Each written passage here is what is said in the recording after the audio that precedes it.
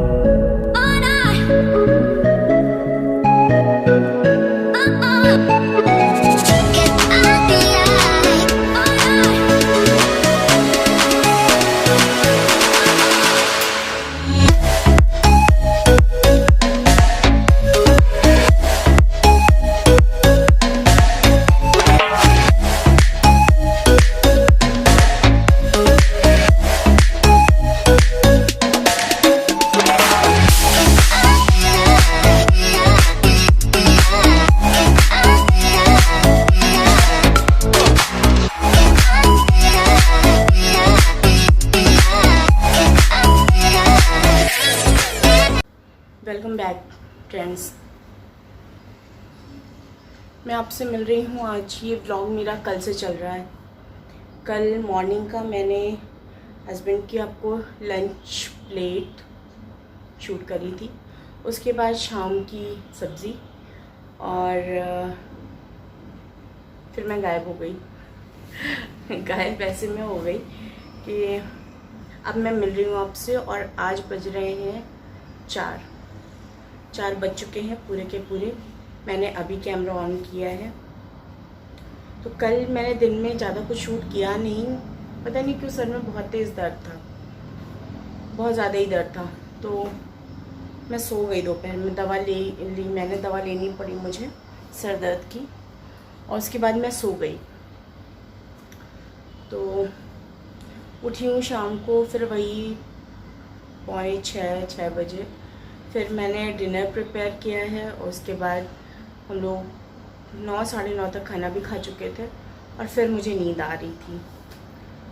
तो कल एक्चुअली शशि का बर्थडे भी था, तो मैं उसको विश भी नहीं कर पाई। तो रात में 11 बजे मैंने फ़ोन किया, क्योंकि इस समय वो लोग इलाहाबाद में है ना, तो वो भी सो गई थी। मैं सोने जा रही थी। आज सुबह से भी ना वो मेरा सर दर्द ना कंटिन्यू था। तो अभी मैंने हेड वॉश किया है।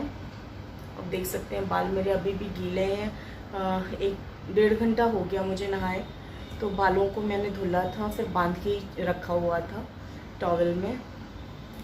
और आज मैंने नया शैम्पू यूज़ किया है। तो इस शैम्पू की छोटी सी कहानी है, मैं आपसे शेयर करती हूँ फ्रेंड्स। मैंने आपको बताया था ना, मेरे पैर में एक वॉल्ट हो गया है, जिसका कि ट्रीटमेंट चल रहा है। तो वो 7 हफ्ते वो तो चलेगा। वो काफ़ी अच्छा इम्प्रूवमेंट है, बहुत ही अच्छा इम्प्रूवमेंट है मैं कहूँगी।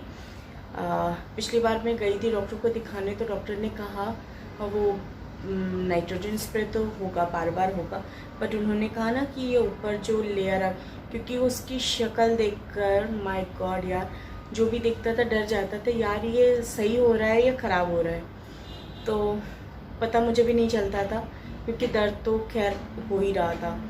लेकिन डॉक्टर ने मुझे कहा था कि आप नेल कटर से इसको पकड़ के पील कर देना। और मुझे लगे कि यार नेल कटर से पकड़ के मतलब इतनी अजूबी चीज़ बोल रहे हैं, लेकिन मैंने किया।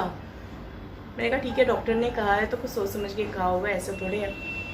गाइस विश्वास नहीं करेंगे, वो पूरा का पूरा पील हो गया, ऊपर से पूरी एक लेयर हट गई, और उसकी वजह से जो वॉल्ट वाला एरिया था वो काफ़ी क्लीन हो गया। जो पूरा था ना कि मैं उसको डेटॉल से और ऑइंटमेंट वगैरह लगा करके सोच रही थी सही हो जाएगा, बट नहीं, वो एक्चुअली में प्रॉब्लम थी वहाँ पे। तो वहाँ पे उस ट्रीटमेंट की बहुत ज़्यादा ज़रूरत थी।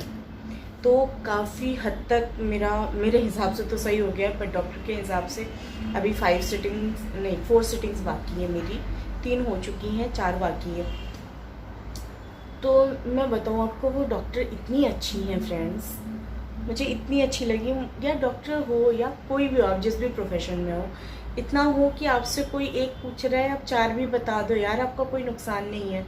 सामने वाले पे जो आपका इम्प्रेशन पड़ता है ना, गजब का पड़ता है।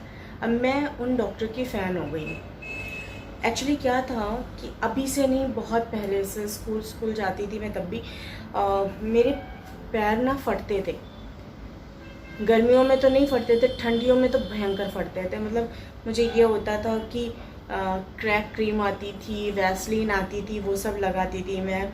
फिर किसी ने ग्लिसरीन का वो बताया होममेड वाला, वो भी किया। इम्प्रूवमेंट होता था, बट पूरे तरीके से सही हो जाए ऐसा कभी नहीं हुआ। फिर शादी के बाद भी अक्सर करके मुझे ये लगता था, हम लोग पहले जहाँ पे थे वहाँ पे ऐसा लगता था कि वहाँ का बहुत डस्ट वाला एरिया था। क्रशर बेल्ट थी वहाँ पे, हम लोग जहाँ रहते थे। पहली पोस्टिंग मेरे हस्बैंड की थी सोनभद्र में। तो वहाँ पे मुझे लगा कि ये डस्ट वाला एरिया ही है, और ये मेरे पैर और रफ़ हो रहे और ख़राब हो रहे। तो बस वही था कि बीच बीच में मैं केयर करती थी, रेगुलर नहीं कर पाती थी क्योंकि पॉसिबल नहीं हो पाता था। तो वहाँ पे भी मैं इसको पेडिक्योर करवाती थी, मुझे ज़रूरत पड़ती थी। और मैं वहाँ से आई हूँ तब भी मुझे टाइम टू टाइम पेडिक्योर की ज़रूरत पड़ती रही पैरों में। बट इन्होंने देखा तो पैर में ही प्रॉब्लम भी थी। ऐसे तो मैं क्यों दिखाने जाती, मुझे तो लगा कि ये ऐसी प्रॉब्लम है कि मेरे साथ ही जाएगी और ये जो है सही होने वाली चीज़ नहीं है। जिसकी एड़ियाँ फटती हैं तो फटती हैं, ये वाला कॉन्सेप्ट बैठ गया था दिमाग में। तो डॉक्टर ने देखा मेरे पैरों की ये सिचुएशन, उन्होंने कि अरे आपके पैर फट रहे हैं। तो मैंने कहा हाँ मैम ये प्रॉब्लम है मुझे हमेशा से। बोले अरे आपकी स्किन इतनी अच्छी है, आप इतना अच्छा ग्लो कर रहे हो और ऐसे कैसे। अच्छा मैं आपको दवा देती हूँ। उन्होंने फ्रेंड्स मुझे एक ऑइंटमेंट दिया बस, और कुछ भी नहीं, और कुछ भी नहीं। हाँ, और उन्होंने कहा कि आप बस इसको रात में लगा लो और देखना आपके पैर बहुत अच्छे हो जाएंगे। मैंने कहा सीरियसली आप मतलब मजाक मत करो, मैं ये मेरी जैसे दुखती रग होती है ना उस टाइप का है, आप प्लीज़ अगर सही ट्रीटमेंट हो तभी। उन्होंने कहा डेफिनेटली आप लेके जाओ और अगर आपको फ़ायदा ना हो तो मुझे बताना। गाइस मुझे 3 हफ्ते हो गए हैं लगाते और मेरे पैरों में इतना ज़्यादा इम्प्रूवमेंट है, इतना ज़्यादा कि वो मैंने कहा डॉक्टर से, और दवा भी बहुत महंगी नहीं थी। तो मैंने उनसे कहा मैम हर महीने का मेरा खर्चा है, अभी इस लॉकडाउन में बच रहा है मेरा खर्चा, अदरवाइज़ मुझे हर महीने पेडिक्योर करवाना ही करवाना था, मस्ट था।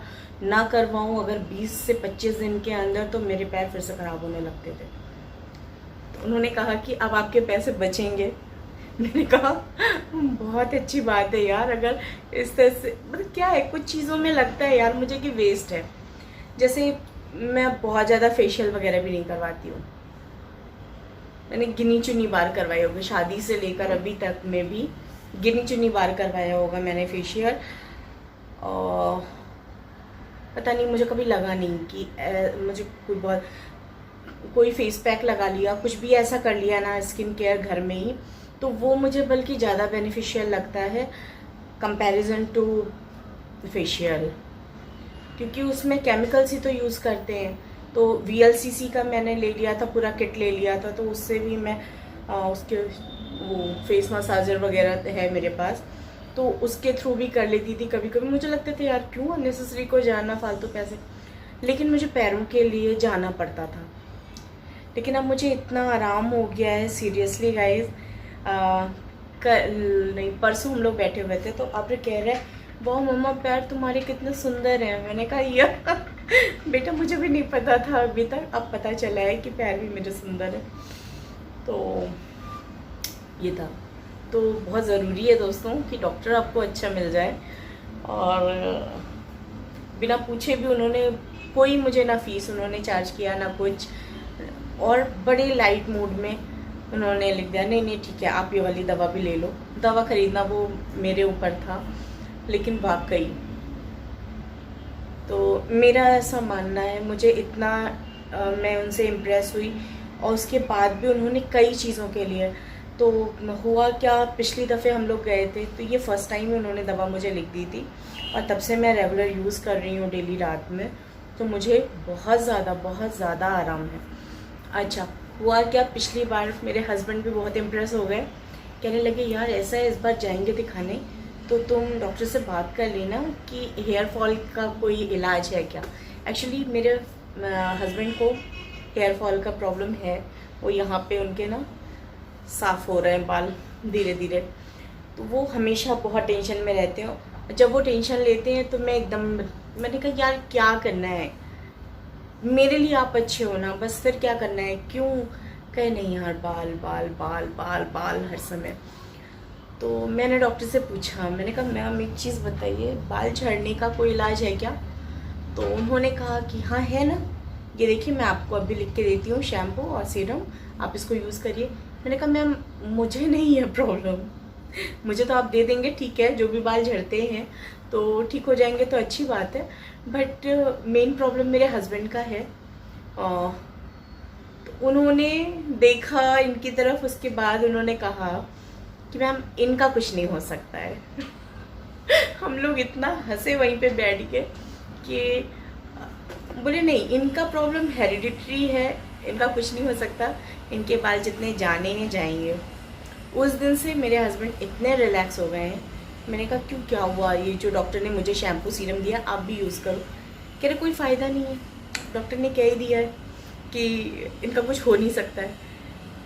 बोले बस मुझे ये ना अभी तक, क्योंकि एक आध बार ही इन्होंने एक आध डॉक्टर से बात करी तो उन्होंने कई चीज़ें बताई कि आप जो है आप ऐसा कर लो तो ऐसा हो जाएगा, ऐसा कर लो तो बाल अच्छे हो जाएंगे, सब कुछ ये ट्राई कर चुके हैं काफ़ी चीज़ें। बट इनको ये था कि बस रुक जाएं किसी तरह, जितने झड़ें उससे ज़्यादा ना झड़ें बाल। लेकिन कुछ चीज़ें हैं जो आपके हाथ में नहीं रहती हैं। हेरिडिटरी है, इनके ग्रैंडफादर के भी बाल ऐसे थे, इनके फादर के भी बाल ऐसे हैं, और मतलब ये फैमिली में ही है तो इसका तो सही बात है, कुछ हो नहीं सकता। बट वही मैं इनको समझा समझा के थक जाती थी, लेकिन डॉक्टर ने एक बार कहा तो समझ में आ गया। तो चलिए, आज मैंने वो शैम्पू पहली बार यूज़ किया है और मैं देखूंगी कि कुछ फ़र्क पड़ता है या नहीं। अच्छा, एक चीज़ मैंने देखा है कि हेयर फॉल के ट्रीटमेंट के लिए अगर आप डॉक्टर के पास जा रहे हैं तो उनका हमेशा ये कहना होता है ऑयलिंग मत करिए बालों में। पहला कंडीशन उनका यही होता है कि बालों की ऑयलिंग मत करिएगा। तो ऐसा मुझे भी मेरे डॉक्टर ने बोला है। और शैम्पू किया है मैंने, सीरम भी अभी लाया। सीरम से इतना रफ़ लग रहा है बाल, और भी कोई सीरम वगैरह मैं यूज़ करती हूँ जैसे बालों में नॉर्मल शैम्पू के बाद, तो वो इतने अच्छे और सिल्की और स्मूथ से बाल हो जाते हैं। बट इसको लगाने के बाद थोड़े से ऐसे नहीं है कि हाँ इजीली हाथ जा रहा है, बहुत सॉफ्ट नहीं लग रहे हैं। तो देखती हूँ, अभी तो झड़ ही रहे हैं बाल, कुछ इम्प्रूवमेंट होता है और मुझे विश्वास है कि इम्प्रूवमेंट होगा, क्योंकि इनकी दवाओं ने बहुत बहुत ज़्यादा मुझे फ़ायदा पहुँचाया है। तो चलिए, पसंद आया हो तो लाइक कर दीजिए और पहली बार देख रहे हैं तो सब्सक्राइब कर लीजिए दोस्तों। इसी के साथ विदा लेती हूँ, अपना सबका बहुत ज़्यादा ध्यान रखिए। Bye bye.